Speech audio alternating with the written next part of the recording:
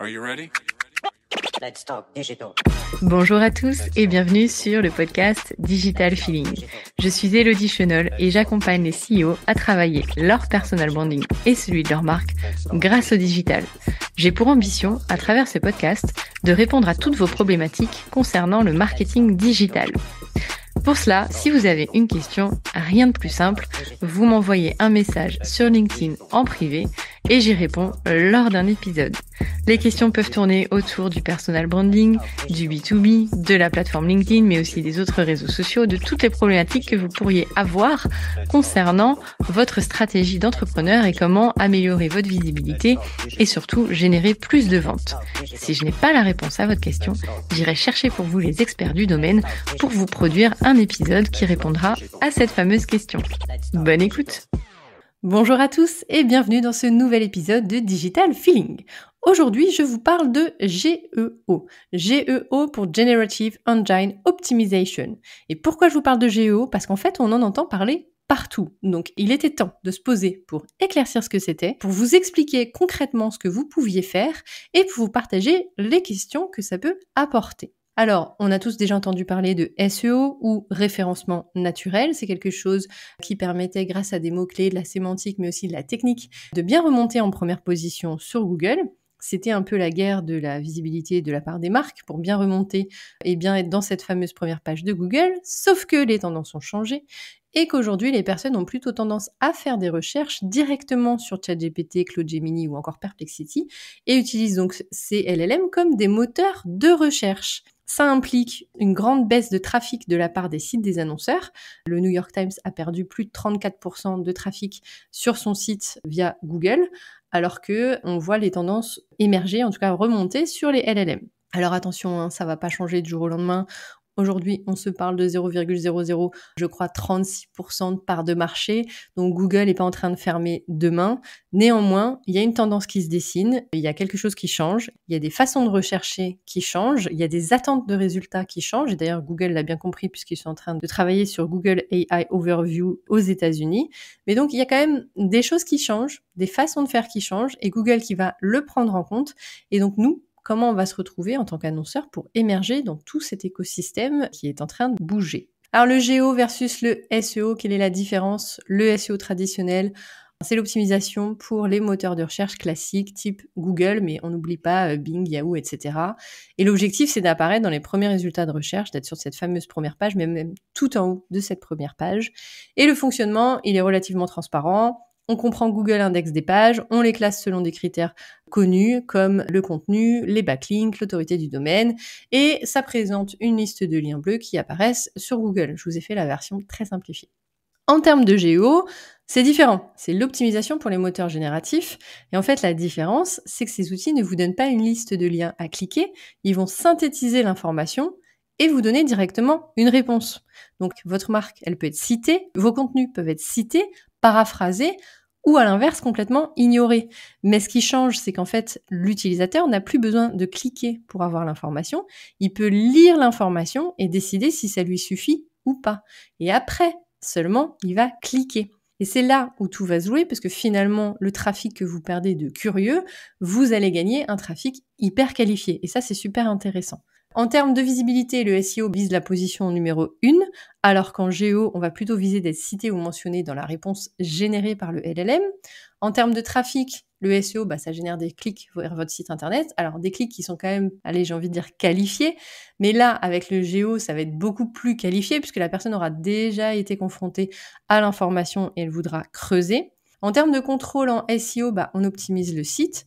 En GEO, on optimise la présence de l'information dans l'écosystème numérique global. En gros, vous travaillez votre notoriété avec le GEO. On peut se dire là tout de suite, à cette étape de l'épisode, que finalement c'est complémentaire. On voit que le GEO et le SEO sont des objectifs qui sont relativement différents et qui sont complémentaires. Parce que même si Google perd des parts de marché au profit du GEO, le SEO reste encore la trame de tout ce qu'il faut faire pour bien ressortir sur Google et ça reste encore 90% du trafic. Maintenant, pourquoi on s'intéresse au GEO? Parce qu'en fait, les chiffres parlent d'eux-mêmes. On a quand même des millions d'utilisateurs qui interrogent quotidiennement des IA génératives pour obtenir des recommandations, des comparaisons de produits, des conseils. On a plus d'1 milliard d'utilisateurs sur ChatGPT, donc c'est quand même quelque chose qui est à prendre en compte. Et donc, si votre entreprise, elle ne ressort pas dans cette liste de réponses, vous allez perdre en visibilité. A contrario, vous allez voir des marques émergentes finalement ressortir sur ces recherches et peut-être prendre du trafic grâce au GEO. Alors, on peut imaginer un utilisateur qui demande à ChatGPT quels sont les meilleurs outils de gestion de projet pour PME. Imaginons que vous ayez une solution SaaS qui soit fantastique. Si votre solution n'est pas mentionnée, et que la personne fait ses recherches exclusivement sur ChatGPT, vous n'existerez tout simplement pas dans cette conversation. Ça peut être un problème.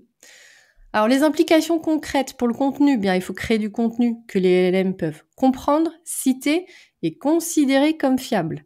Ça signifie de la clarté, mais surtout de la structure. N'oubliez pas qu'on parle à une machine, donc il va aimer que ce soit hyper bien structuré.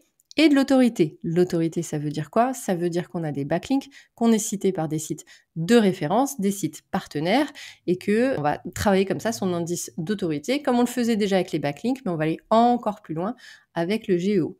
En termes de stratégie, on passe d'une logique de capture de clics à une logique de construction d'autorité et de présence informationnelle, puisque l'objectif premier, c'est de donner assez d'informations à l'utilisateur pour qu'il ait ensuite envie de cliquer et aller sur votre site, ou alors pour qu'il aille chercher votre site directement, mais qu'il ait obtenu assez d'informations pour avoir envie d'aller plus loin. En termes de ressources, les équipes marketing, elles doivent développer des nouvelles compétences, puisqu'il faut comprendre comment fonctionnent ces modèles, sans pour autant abandonner le SEO traditionnel. 90% de part de marché, ce n'est pas rien. Donc on va pas tout mettre à la poubelle. On s'intéresse à un nouveau canal qui peut générer un nouveau levier de notoriété.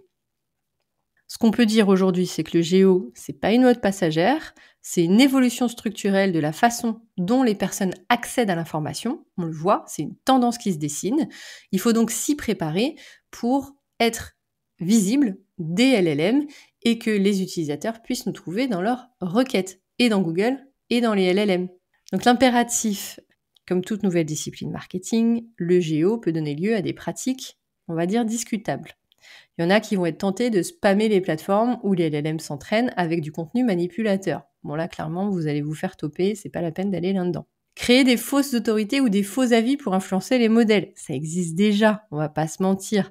Mais là, potentiellement, il va falloir être malin si vous voulez aller là-dedans, mais on va pas être dans la qualité d'information. On va pas se mentir, les bots, ça existe depuis tout le temps. Il y a des études qui montrent en plus récemment que là, il y a de plus en plus d'utilisation de bots. Donc, pour générer des faux avis et des fausses autorités, il va falloir réussir à avoir du contenu de qualité, mais qui n'utilise pas ces technos. Et d'autres qui vont vouloir chercher à exploiter des failles dans le fonctionnement des IA pour obtenir des mentions. Bon, là, on est au niveau du hacking. On essaye de faire un petit peu le black hat des années 2000 du SEO.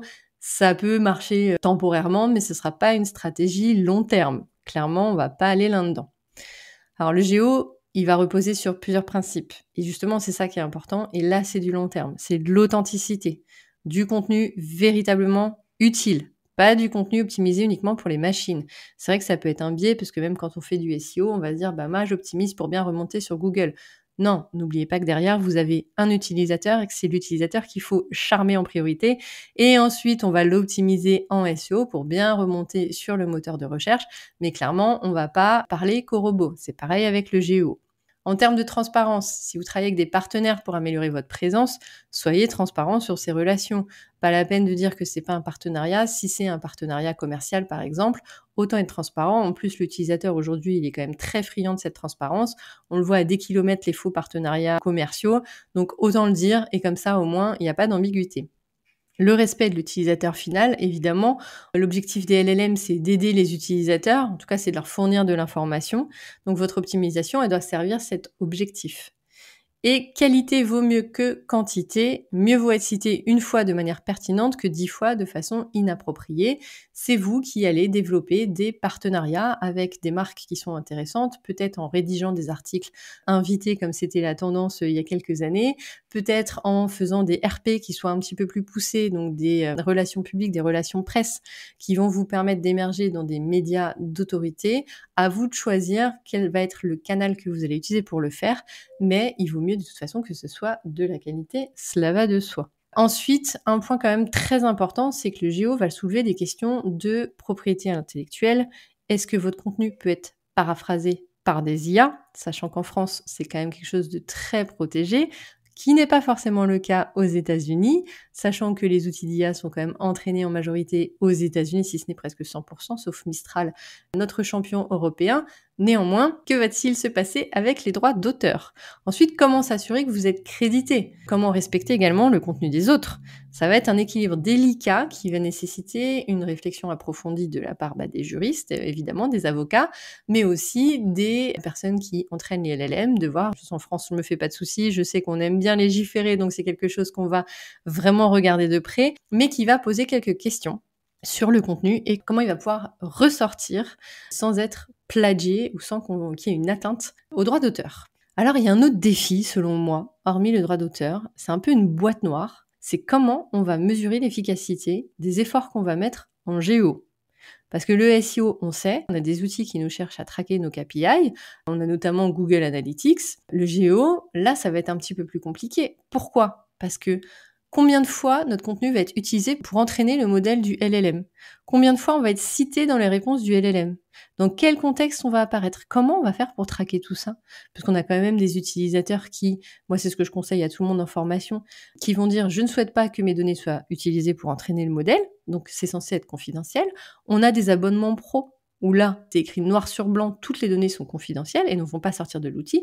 Donc comment on va faire pour pouvoir mesurer les requêtes qui sont les plus tapées dans les LLM et savoir si on ressort bien par rapport aux efforts qu'on a mis en place dans ces fameux LLM. Alors évidemment, vous pouvez tester un par un, voir comment ça fonctionne, mais comment on va faire? Voilà, c'est une vraie question et je n'ai pas les réponses. Aujourd'hui, il y a des façons de traquer tout de même ces requêtes. Il y a les API publiques. On a des chats GPT qui utilisent des API qui permettent de suivre l'utilisation, mais uniquement de vos propres requêtes, pas celles de l'ensemble de l'utilisateur. En termes d'études de marché, interrogez votre audience sur leur utilisation des IA avec les requêtes qu'ils font, ça sera du déclaratif, donc imparfait, mais ça peut être un début de solution. Pour l'analyse des tendances, on va observer les discussions sur les forums, les réseaux sociaux, on va essayer de comprendre quelles questions les gens posent aux IA, mais on n'aura pas nécessairement la requête précise, sachant qu'une étude d'Eskimos montrait qu'en termes de requêtes sur Google, on était à 2 mots en moyenne, alors que pour les LLM, on était plutôt sur des phrases entre 5 à 7 mots. Donc ça va être quand même assez difficile de retranscrire ces longues requêtes. Un autre usage des LLM, c'est qu'on aime bien utiliser le vocal. Donc c'est pareil, comment je retranscris toute cette demande en vocal, cette requête sur le LLM en vocal, ça va être un défi. Et puis on a des outils qui commencent à émerger, qui proposent de tester la présence en interrogeant différents LLM avec des requêtes prédéfinies. C'est-à-dire que plutôt que vous le fassiez un par un dans votre coin, c'est un outil qui est automatisé et qui va faire plusieurs requêtes et qui va voir si vous ressortez ou pas. Avec la limite que y a des données d'entraînement, avec la limite qu'il y a probablement des biais qui se créent avec les outils d'IA. Donc voilà, vraie question. Comment va-t-on mesurer tout ça? Hormis ces petites pistes que je viens de vous partager. Une méthode peut-être supplémentaire pour traquer les KPI, ça va être les indicateurs de corrélation. C'est-à-dire que même si vous ne pouvez pas mesurer directement votre présence dans les LLM, vous pourrez mesurer les facteurs qui y contribuent. Donc par exemple le volume et la qualité de vos contenus structurés, des citations et des mentions dans des sources d'autorité, et puis des engagements sur votre contenu. Ça peut influencer le poids des futurs entraînements. Ça peut être aussi des signaux directs. On peut surveiller la recherche de marque. Est-ce qu'elle augmente? Est-ce que ça peut indiquer une notoriété qui ressortirait via les LLM? Un trafic direct, bien sûr, sur les pages spécifiques qui sont mentionnées dans vos tests. Et puis des questions reçues par le service client qui pourraient provenir d'informations données par des IA. On va sortir des KPI quantitatifs, on va aller vers des KPI qualitatifs. Ça existait déjà, mais ça va être assez nouveau malgré tout, puisqu'on va mesurer la qualité des mentions. Est-ce qu'on est présenté comme une autorité ou est-ce qu'on est juste listé? On va regarder le contexte. Est-ce qu'on est mentionné dans des comparaisons qui sont favorables? Et puis la précision avec les informations données sur l'entreprise, à voir si elles sont correctes. N'oublions pas qu'il existe encore des hallucinations dans le monde des LLM, même si les savants travaillent fortement pour les corriger. Mais du coup, il va quand même falloir checker au plus près si les informations sont vraiment précises et correctes. Alors, j'ai décidé de vous proposer une solution qui pourrait être un début de template pour suivre, pour mesurer votre géo. Ça pourrait être un niveau 1 avec la présence. Est-ce que vous êtes mentionné sur une baseline mensuelle de 20-30 requêtes clés? Donc là, ça demande un petit peu de travail de recherche, mais ça peut être un premier élément. Un niveau 2 qui serait le contexte. Donc on l'a dit, comment vous êtes mentionné avec une analyse qualitative trimestrielle. Est-ce que c'est des mentions qui sont positives, dans quel domaine, etc.